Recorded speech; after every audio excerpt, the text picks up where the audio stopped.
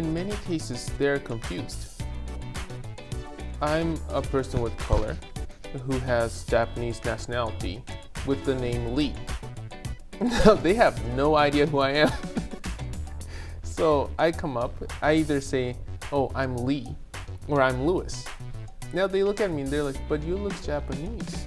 With the hair right now, they might think differently, but usually I have it gelled down. No doubt, okay.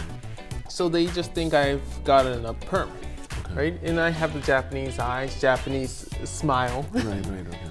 So they're like, they look at me and they never, some people assume.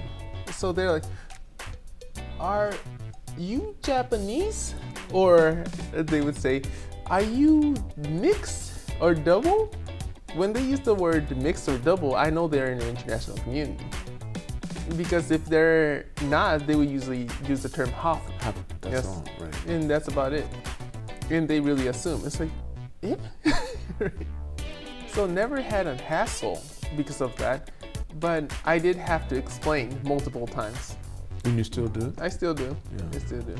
And does that bother you at all? No, not at all. Because that's the way I look. And of course they're gonna feel that way. This is the face, the hair, it's like a uniform to me. Something that I'm not planning to change at all. So there are assumptions that people could make. Some may be offensive if they go in the wrong route, but usually they just ask me a question. So there's no reason to be offended. Because I do look that way, I do look, I'm pretty aware how I look. So some people, the things that some people assume that might be offensive to people who do not speak English is when they look at a different face, a face that's a bit different by a Japanese standard, they would assume that we speak English. Fortunately, I do.